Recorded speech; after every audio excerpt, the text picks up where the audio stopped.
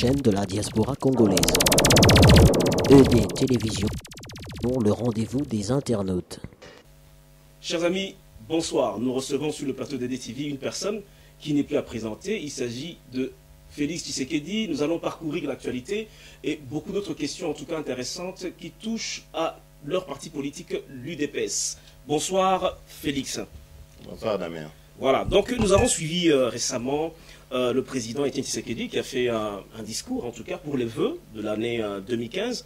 Qu'est-ce que toi, personnellement, tu retiens de ce discours?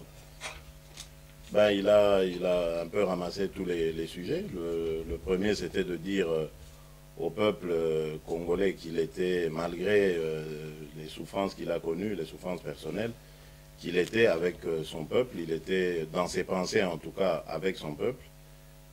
Ensuite, il a parlé de la situation politique de l'heure, qui, comme vous le savez, est une crise politique.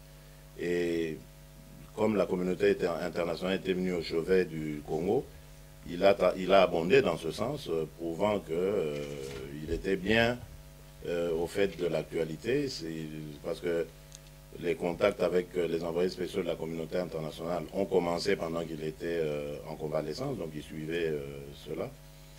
Et ensuite, il a parlé de la situation au parti en demandant à ce que tout le monde respecte la hiérarchie et soit discipliné en rang derrière sa personne.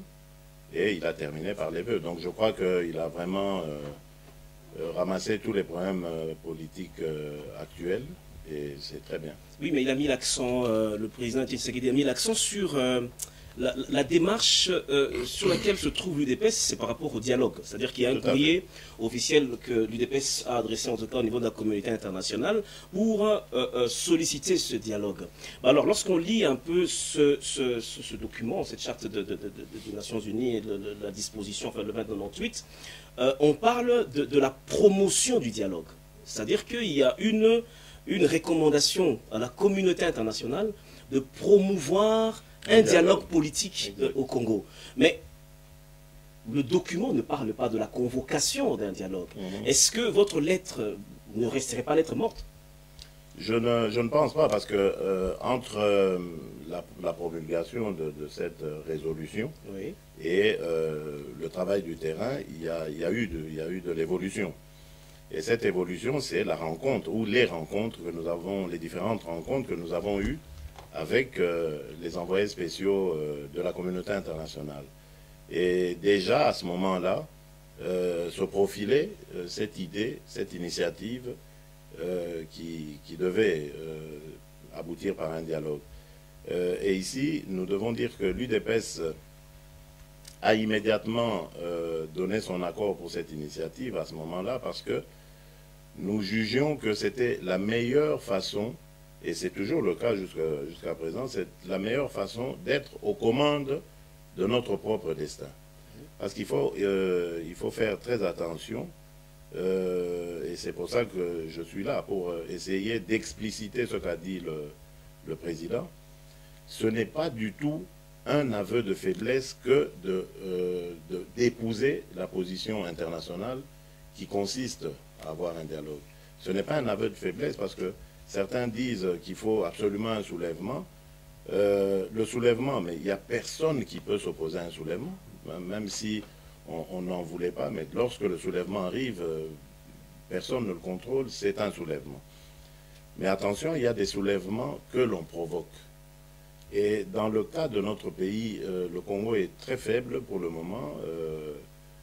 Il faut faire très attention à ce qu'il n'y ait pas de forces obscures qui lancent comme ça un soulèvement, mais juste dans le but de se débarrasser de Saint-Paul pour habiller à nouveau Saint-Pierre dans le même costume que Saint-Paul. Donc je comprends, on reviendra de manière détaillée sur vous comprenez ce que je veux dire. Mais voilà, on reviendra si vous voulez. Mais donc, alors, nous n'avons aucune raison de craindre, la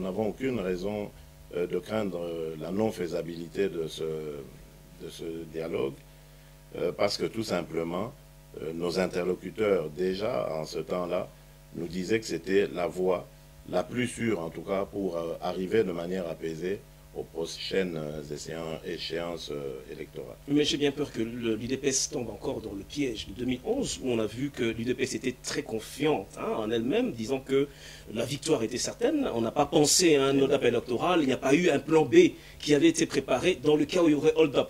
Mais là, avec le dialogue, lorsqu'on veut être réaliste, c'est-à-dire qu'on a vu Martin Kobler, par exemple, se présenter avec Malou Malou, Martin Kobler qui représente la communauté internationale. Absolument. Ils sont dans la logique du processus électoral, c'est-à-dire ils exigent à Malou Malou de publier un calendrier global, c'est-à-dire c'est vraiment le processus électoral comme tel qu'ils sont en train de financer.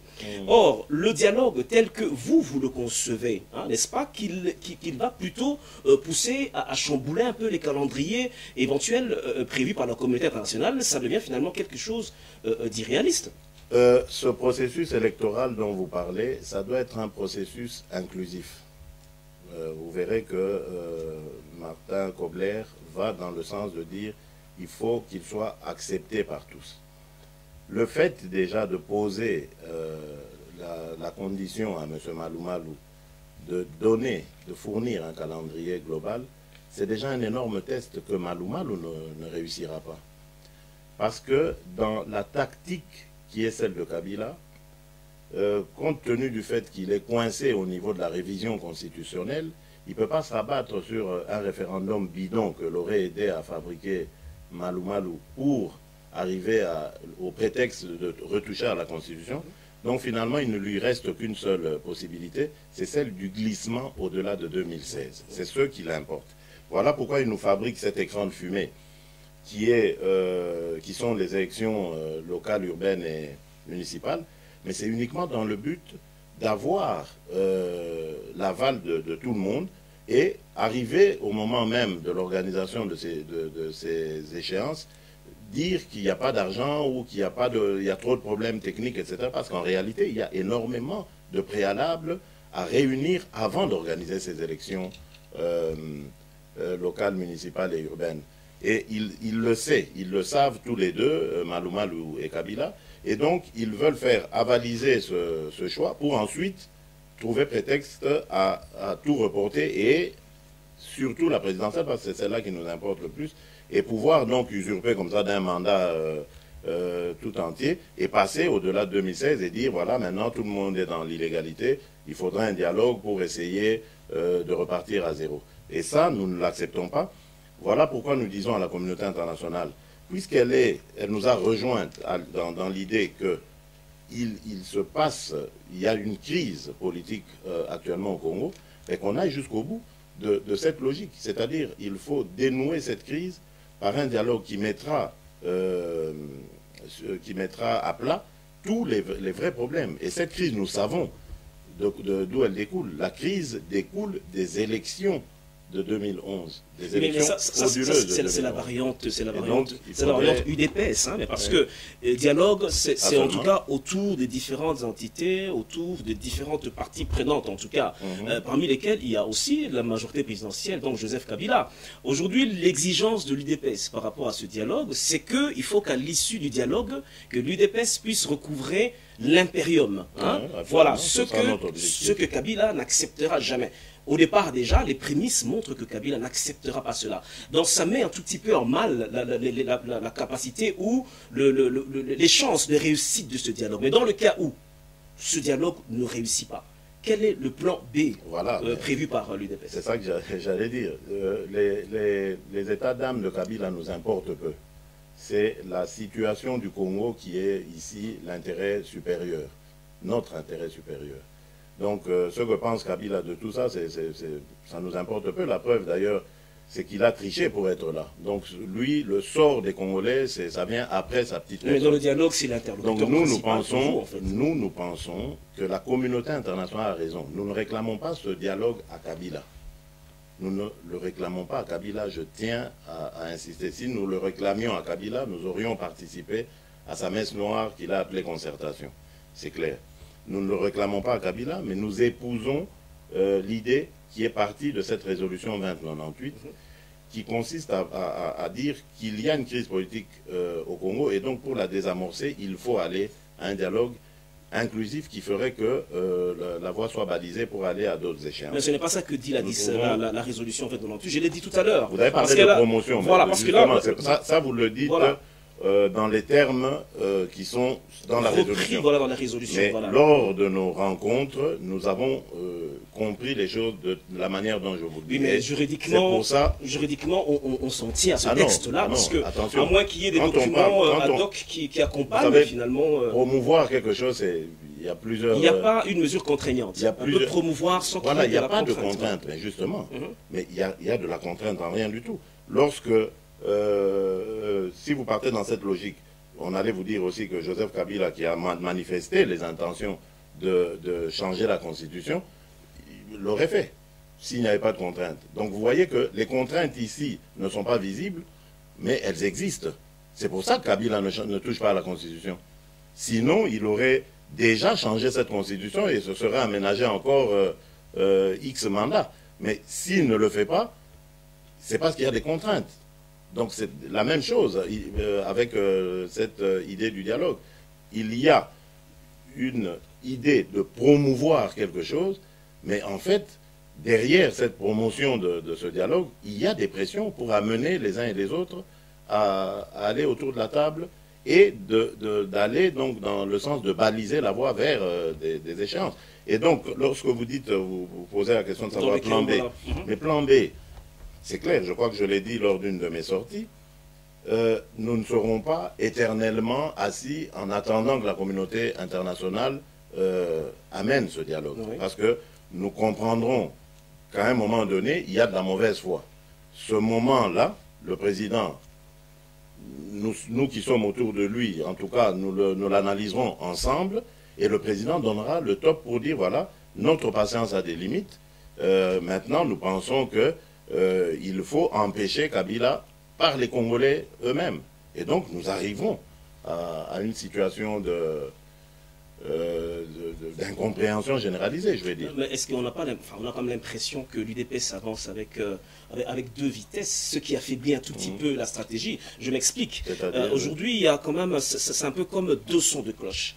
Il y a la direction politique qui parle du dialogue. Mais au niveau de la base, il y a deux discours qui sont clairs aujourd'hui, c'est incontestable. Hein. C'est-à-dire qu'il y a quand même une grande partie de la base qui prône la révolution tout de suite. Kabila doit partir tout de suite. Mais de l'autre côté, il y a une autre partie qui prône un peu le langage du président de l'UDPS. Ces deux sons de cloche qui affaiblissent en fait le système. Vous faites bien de le dire, mais l'autre son de cloche, c'est plus des règlements de compte que vraiment une position réellement étudiée, etc. Parce que si c'était vrai ce que vous dites, si c'est cette base importante, comme vous la décrivez, qui pensait réellement cela, ben, elle n'aurait pas attendu que la direction politique lui donne le mot d'ordre, elle serait allée seule. Donc c'est pour vous dire que ce sont quelques individus qui manipulent d'autres individus plus faibles qu'eux et les poussent à faire plus de bruit que la grande majorité. Non, je crois que la position général à l'UDPS, hormis évidemment cette minorité à laquelle vous faites allusion, c'est de suivre le mot d'ordre du président qui est de demander ou d'attendre que cette communauté internationale qui avait commencé les démarches pour un dialogue matérialise ce dialogue. Et donc, quand vous dites qu'il y en a qui demandent le soulèvement, de Kabila doit partir tout de suite, mais d'accord. Mais nous, on dit depuis que Kabila a été proclamé vainqueur des élections 2011 qu'il doit partir. Nous le disons aussi. Mais maintenant, comment le faire partir? Vous croyez que c'est en criant soulèvement ou bien c'est en préparant ce soulèvement? Il faut le préparer. Un soulèvement, ça se prépare. Un soulèvement, ça ne se décrète pas comme ça à des kilomètres du lieu même. Mais quels sont les paramètres qui vont finalement vous permettre de commencer à préparer ce soulèvement? Parce que vous dites bien qu'effectivement, dans le cas où ça n'avance pas, vous attendrez que le président donne encore un mot d'ordre. Lorsqu'un soulèvement se prépare, ça ne se sait pas. Ça, c'est déjà une chose que vous devez savoir. Lorsqu'on prépare un soulèvement, on ne le dit pas. Donc, déjà, vous allez comprendre que ceux qui réclament à tue-tête un dialogue, plutôt un soulèvement, donc ils ne sont pas du tout prêts, ils n'ont rien fait du tout de ça. Mais ce n'est pas une contradiction lorsque on a vu... Moi je pense, attendez, je termine juste pour dire, je crois qu'un dialogue, un soulèvement plutôt, il faut le préparer en silence. Oui. Et lorsque les ingrédients sont bien réunis, à ce moment on déclenche le dialogue. C'est comme ça que ça se passe. Donc le crier comme ça, en disant, oh, tout de suite maintenant, etc., c'est bien beau, hein, mais on voit très bien que ce n'est pas suivi des faits. Juste sur le plan de la forme, lorsque le président Étienne Tshisekedi dit il faudrait que vous puissiez vous prendre en charge, il faudrait le ligoter, il faudrait me l'amener ligoté. Et de l'autre côté, il demande que vous alliez dans le dialogue avec la même personne qu'il faudrait ligoter. Il n'y a pas une contradiction dans les mots d'ordre donnés à la base? Non. Il ne faut pas sortir les choses de leur contexte. Au moment où il a parlé de ligoter, c'était en réaction à la fraude électorale. C'était pour illustrer la personnalité de celui qui a usurpé la victoire. Donc, il faut le ligoter, c'est un malfaiteur, c'est faux. Mais immédiatement après, nous sommes rentrés dans l'ère de la reconquête de notre victoire. Et donc, c'est là le fameux terme qui apparaît, celui d'impérium. Parce qu'à ce moment-là, nous sommes dans la démarche pour récupérer le pouvoir. Et cette démarche offre toute une panoplie d'initiatives, parmi lesquelles il y a le dialogue. Donc nous restons toujours dans la logique de la poursuite de l'impérium, mais c'est simplement la forme qui change. Mais la stratégie reste la même, ou j'allais dire l'objectif reste le même, c'est celui de récupérer l'impérium. Ok, nous allons passer l'étape du dialogue. Nous allons essayer un peu d'évoquer l'actualité un tout petit peu. L'UDPS fait partie effectivement des forces politiques et sociales qui sont créées aujourd'hui au Congo, qui sont en fait une plateforme d'un peu toutes ces organisations politiques qui plus ou moins ont le même objectif, celui de pouvoir amener un nouvel ordre politique. Alors, ces derniers jours, ils mènent des actions dans lesquelles on ne voit pas la présence de l'UDPS. Comment expliquer ça?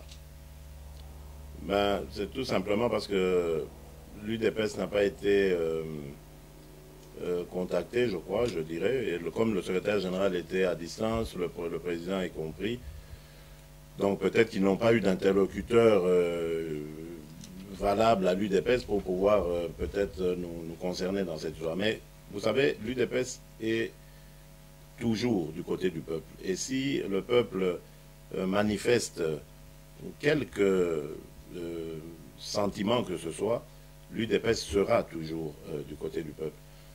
Maintenant, pour parler de l'événement en lui-même, il y a eu quelques leaders politiques qui, pour la plupart, sont soit députés eux-mêmes ou ont des députés au Parlement, qui se sont organisés dans le but de bloquer cette loi électorale. Donc, eux étaient, j'allais dire, à l'avant-scène parce qu'il s'agissait de quelque chose qui se passait à l'intérieur du Parlement, de l'hémicycle. Donc, tandis que nous, on n'est pas dans cette logique d'aller siéger parce qu'on savait, et aujourd'hui, certains de ces parlementaires nous donnent raison, on savait que si Kabila s'était fabriqué cette majorité factice, c'était justement dans le but de faire passer toutes les lois et pouvoir les écraser par rapport à la loi du nombre. Donc, pour nous, c'est un combat perdu d'avance dans lequel on ne voit pas trop comment on va s'organiser pour empêcher ça, et il faudrait plutôt le mener ailleurs. Voilà pourquoi nous mettons le dialogue d'abord, qui pourrait régler l'ensemble des choses, et au cas où il n'y a pas de dialogue, on tirera les conséquences de cela et on passera à d'autres choses. On aimerait bien avoir votre avis personnel, hein, parce qu'on parle de ces lois qui sont validées au niveau du Parlement. Il y a eu une loi qui finalement permettait qu'on passe au découpage de la RD Congo, et il y a une deuxième, effectivement, celle-là qui voudrait modifier la loi électorale de manière à faciliter le glissement de calendrier. Quels sont vos avis personnels par rapport à ça, et un peu la position aussi de l'UDPS sur ça? Mais vous savez, le découpage, c'est toujours bien. Vous savez que les entités qui gèrent la République soient le plus proche possible des citoyens. Ça, c'est clair. Mais dans le cas du Congo, nous avons encore beaucoup de travail à faire au niveau déjà de la cohabitation entre nos peuples, nos tribus. Hein. Et vous savez qu'il y a beaucoup de communautés à l'intérieur du Congo, communautés à la fois linguistiques et tribales. Et donc, Et on a eu beaucoup de tiraillements entre ces communautés. Je crois qu'il faut d'abord donner aux Congolais, à tous, le sentiment d'appartenir à une nation. Pour moi, il n'y a pas de priorité à aller directement dans cette entité multipliée, ces provinces, etc. Parce que ça rajouterait déjà à l'ambiance qu'il y a aujourd'hui, ça rajouterait encore beaucoup de frustration et peut-être même encore de friction entre les communautés. Nous pensons qu'il n'y a pas de priorité à faire cela. Et si vous regardez d'ailleurs cette idée ou cette initiative, date déjà, je pense, depuis 2006-2007. Oui, c'est dans la Constitution, en fait. Hein. C'est la Constitution voilà. qui prévoit ça. Et donc, vous voyez que c'est seulement maintenant qu'il le déclenche. Il déclenche également le recensement. Oui. Donc, tout ça, c'est pour uniquement permettre à Kabila de prolonger son bail à la tête du Congo. C'est pour ça que nous disons, il ne faut pas du tout passer à ce genre de choses maintenant. Il faut attendre qu'il y ait des institutions réellement représentative des aspirations des Congolais et ensuite peut-être ouvrir ce débat à ce moment-là. Vous pensez que lors du dialogue, par exemple, on s'est balayé ces lois qui sont validées déjà? Je pense qu'il y a moyen. C'est pour ça qu'on dit le dialogue va permettre de faire avancer toute cette machine, de régler certains problèmes le plus rapidement possible, ou de les mettre en veilleuse en tout cas, en attendant qu'il y ait des institutions réellement représentatives. Regardez, ces lois vont être discutées par des institutions telles que le Sénat, qui est déjà dépassé depuis maintenant bientôt 3 ans, dont les mandats sont dépassés depuis 3 ans, des gouverneurs qui ne doivent plus être là, des députés provinciaux qui sont dans la même situation. Donc vous voyez que c'est quelque chose de totalement loufoque. Ensuite, lorsqu'on multipliera ces provinces, ça demandera énormément d'argent parce que c'est des nouvelles entités qu'il faut créer. Il faut créer des bâtiments administratifs qui vont recevoir tous ces gens. Il y aura des députés provinciaux. Le nombre va se multiplier, il va décupler parce que on va passer de 11 à 26. Donc, vous voyez que c'est énormément de travail. Et à côté de ça, il y a les échéances électorales qu'il faut préparer. Il n'y a pas d'argent pour tout ça. Ce n'est pas la communauté internationale qui viendra régler nos problèmes de multiplication de provinces, etc. Donc, tout ça, c'est un melting pot, j'allais dire, que Kabila fabrique pour venir justifier un jour, voilà, la raison pour laquelle tout a été lent, tout a été impossible à réaliser, et donc il faut absolument passer le cap 2016. Voilà pourquoi nous nous opposons fermement à toute cette machination, parce que nous savons que c'est de la poudre aux yeux. Déjà que lui, Kabila, n'est pas du tout à sa place, il n'est pas légitime pour pouvoir conduire ce genre de réforme. Donc ça ne doit pas continuer plus que ça, ça doit s'arrêter immédiatement et qu'on règle d'abord le problème de la crise politique qui sévit en République démocratique du Congo. Ok, dans le discours du président Tshisekedi, le message du Nouvel An, il a lancé un message, un appel plutôt, pour un sursaut national. Et voilà. puis là-dedans, il parle du pacte républicain. C'est-à-dire, on aurait l'impression que le président Étienne Tshisekedi fait preuve ou présente déjà certains indices d'une certaine ouverture. Est-ce que l'UDPS, le président Tshisekedi, sont-ils prêts, par exemple, aujourd'hui, à pouvoir se mettre ensemble avec d'autres personnalités politiques, d'autres leaders? Je cite Mbanda, je cite Moïse Katumbi, je cite Mukwege, pourquoi pas, pour avancer ensemble dans un contexte de pacte républicain. Vous savez, l'UDPS a toujours combattu pour l'unité nationale d'abord et pour qu'il y ait dans ce pays, dans notre pays en tout cas, un état de droit. Et dans un état de droit, tous les citoyens sont concernés parce qu'ils sont au-dessous de cette loi. Donc, pour nous, pour y arriver, maintenant, c'est ça, la démarche qui consiste à faire comment y arriver. Vous savez, l'UDPS a toujours été victime de sa constance, j'allais dire. Dans le passé, vous verrez bien que nous avons soit fait des alliances, soit cheminé ensemble avec beaucoup de forces politiques ou de personnalités politiques dans notre pays. Et très souvent, ces alliances ou ce cheminement ensemble a toujours fini en eau de boudin. Parce que nos partenaires n'ont jamais eu la même constance que nous, la même vision finale que nous, qui est l'instauration d'un état de droit. Donc ça restera toujours notre fil conducteur. Nous exigerons, nous continuerons toujours à nous battre pour qu'il y ait un jour dans ce pays un état de droit qui va garantir les droits et les libertés de tous, qui va garantir l'alternance démocratique, etc. Mais il faudrait que les amis ou les partenaires auxquels vous faites allusion aient cette même vision pour qu'on chemine ensemble. Donc moi, je ne peux pas parler à leur place. Mais tout ce que je peux dire, c'est que toute personne, tout acteur politique ou autre, de la société civile, pourquoi pas aussi, puisque vous parlez de Dr Mukwege, qui verrait les choses de la même manière que nous, est le bienvenu dans notre combat. Parce que nous, on n'a pas changé. Ce sont les autres qui nous approchent, qui s'en vont.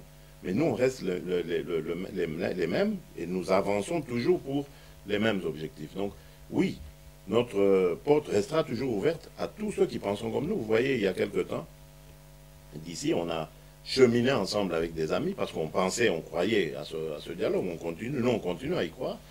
Vous parliez de Vital Kamerhe. Entre autres. Ouais. Et vous avez vu que les autres, qui pourtant avaient eux-mêmes, avant que les envoyés spéciaux n'arrivent, avaient une plateforme qu'ils appelaient pour le dialogue, quelque chose, une coalition comme ça pour le dialogue. Pour le dialogue. Et voilà, donc ils sont partis. Donc c'est le problème que nous avons en République démocratique du Congo avec la classe politique, c'est cette constance lorsqu'on s'est assigné un objectif. Vous voyez? Et bon, et ça fait que l'UDPS refuse de se laisser distraire. Donc nous sommes sur notre voie. Ceux qui viennent nous rejoindre seront toujours les bienvenus. Mais évidemment, on fera quand même attention à qui nous approche, oui, évidemment. Et parlant de la constance, l'UDPS a toujours prôné la non-violence. Mais on sait aujourd'hui qu'il y a beaucoup de conspirations, en tout cas, beaucoup de mouvements conspiration, enfin beaucoup de conspirations contre le régime en place. Demain, après-demain, il peut arriver qu'il y ait un coup d'État. Par exemple, on suppose qu'il y a un coup d'État et que le groupe qui le fait demande à Étienne Tshisekedi de prendre le pouvoir. Comment l'UDPS réagit? Très bonne question. D'abord, on verra, il faudra analyser sur le fait même. Je crois que, comme vous le savez, nous sommes en quête de cet impérium, donc de la vérité des urnes, de la victoire qui nous a été volée. Et donc, si demain, comme vous dites, il y a des compatriotes qui estiment que de leur manière, ils peuvent libérer ce pays, mais pour le remettre sur les rails, et que nous analysons qu'à ce moment-là, que c'est vraiment une vraie initiative de reconnaissance de ce que le peuple a fait, et non pas une initiative à la manière de l'AFDL qui était venu jeter de la poudre aux yeux, mais en fait pour faire du pays ce que le pays est devenu aujourd'hui. Oui, donc si nous reconnaissons à ce moment-là que c'est une initiative qui va dans ce sens, oui, pourquoi pas. Nous verrons dans quelle mesure nous le ferons. Mais évidemment, comme ça va se passer de manière brutale, donc je crois, et ça je parle selon moi, je pense qu'il faudrait passer par une période de transition que dirigerait l'UDPS, parce que nous sommes les détenteurs de ce pouvoir depuis novembre 2011. L'UDPS dirigerait cette transition avec les autres pour montrer que nous ne venons pas pour écraser tout le monde, et on préparerait alors à ce moment-là de bonnes élections qui permettraient au peuple de s'exprimer et de se choisir ses dirigeants. Ok, parlons un peu de la diaspora. Quelles sont vos relations avec la diaspora? Est-ce que vous vous sentez soutenu par la diaspora? Est-ce que vous pensez que la diaspora a une incidence quelconque par rapport à la démarche et aux objectifs de l'UDPS? Ah, vous parlez de l'UDPS, hein? Je parle de l'UDPS. Je commence d'abord par vous-même, et puis par rapport à l'UDPS. On ne sait pas tellement vous dissocier. Hein. Oui, voilà. Donc voilà. C'est ça. Donc je préfère parler au nom de l'UDPS. Ouais. Oui, je crois que nous avons du soutien de la diaspora, mais bon, je crois que je déplore depuis ce qui se passe depuis un certain temps. Hein, je situerais ça autour de fin 2013. On sent, et bon, nous on avait entendu venir ce bruit, ce tumulte, parce qu'on avait été prévenu. Il y a de l'argent que M. Kabila a mis en jeu pour diviser la diaspora, parce que celle-ci avait fait un travail extraordinaire. Depuis 2011, il y avait une unité dans l'esprit, dans l'action, de la part de ceux que nous avons appelés nos combattants, malheureusement. De l'argent est passé par là, on a divisé les uns, on a diabolisé les autres, enfin bref, il se passe une situation déplorable. Mais je reste confiant parce que je sais que dans la diaspora, il y a des gens sérieux, je les ai rencontrés.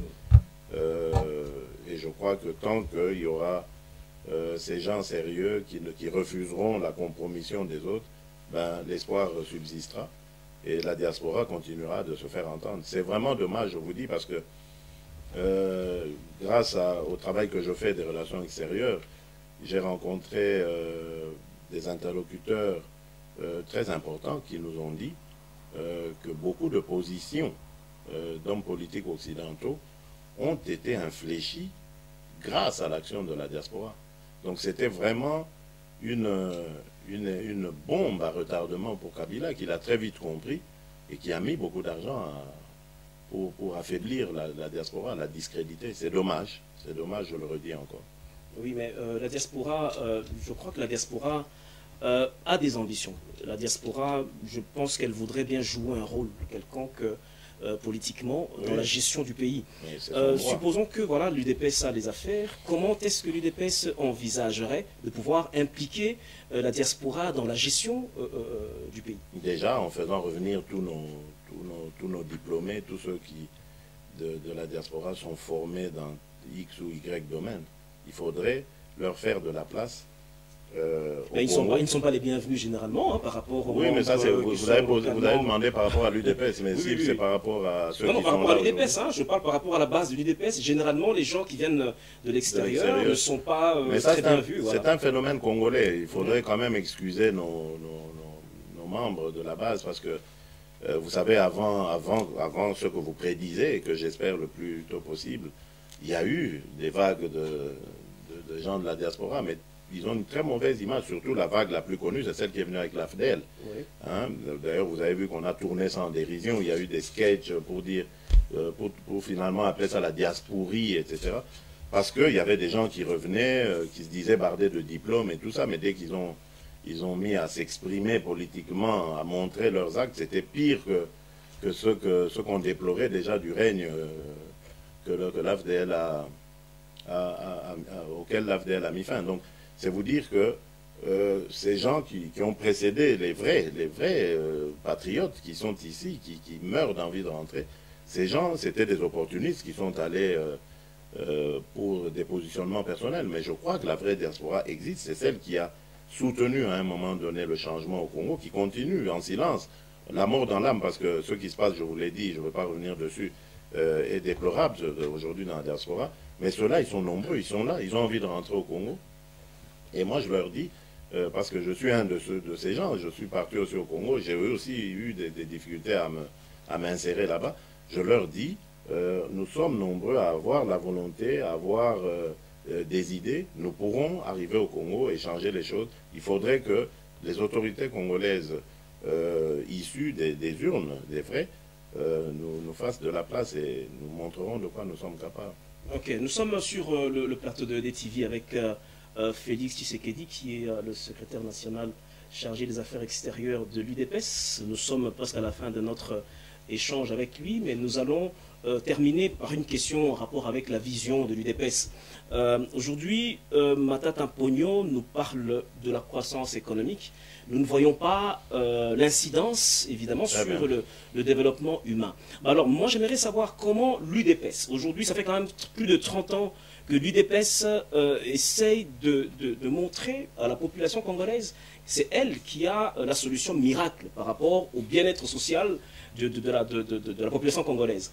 Aujourd'hui, demain, vous avez le pouvoir. Qu'est-ce que l'UDPS met en œuvre comme stratégie pour régler la question du pouvoir d'achat des populations? Voilà. Vous savez, déjà, je dois un peu rectifier ce que vous dites. Nous ne sommes pas prétentieux à ce point-là, hein, de dire nous avons la solution miracle. Ce pays, non, mais c'est l'espoir que tout le monde a. Pays, oui, beaucoup de personnes, bien, je veux dire. J'espère en nous et je dirai pourquoi. Ce pays a tellement été mis à mal que ça va demander l'effort de tout le monde pour le redresser. Et c'est ce que déjà l'UDPS va venir avec, donc va amener. L'UDPS va amener la transparence dans la gestion. Parce qu'il faudrait dire aux Congolais combien ils sont il rentre comme recette dans les caisses du Trésor et où à quoi affecte-t-on ces recettes?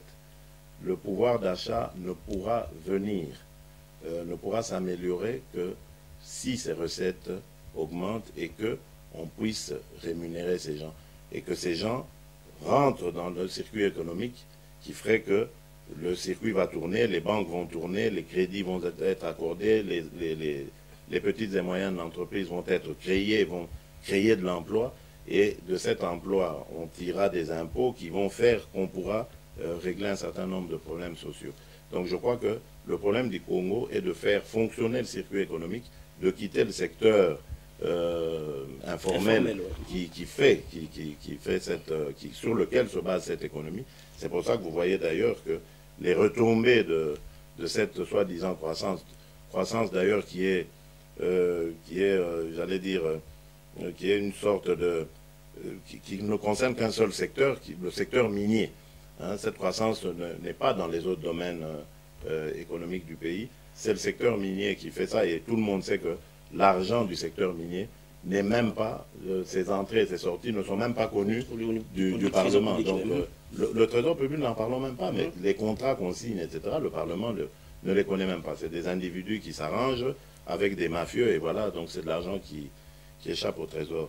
Et voilà, donc l'UDPS remettra de l'ordre dans tout ça, parce que nous croyons que le Congolais est en droit de savoir ce qui se passe dans son pays, ceux qui rentrent et ceux qui sortent. C'est ainsi que ces nombreuses rentrées et intéressantes vont booster le pouvoir d'achat et permettre aux Congolais de pouvoir nouer les deux bouts du mois et d'accéder à toutes les... Au bien-être.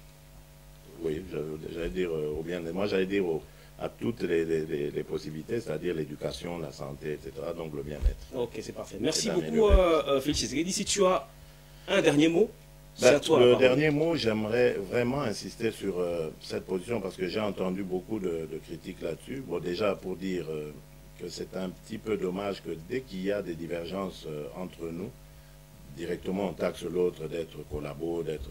Ça, on est quand même habitué, il faut arrêter ça. Le débat doit exister. Et j'aimerais retaper le clou sur cette histoire du dialogue. L'UDPS ne refuse pas un soulèvement, parce que j'ai entendu des énormités de ce genre. Ah oui, mais ils empêchent le peuple. Non. Le peuple est souverain. Le peuple décide de ce qu'il veut. Nous ne pouvons pas empêcher au peuple de se soulever.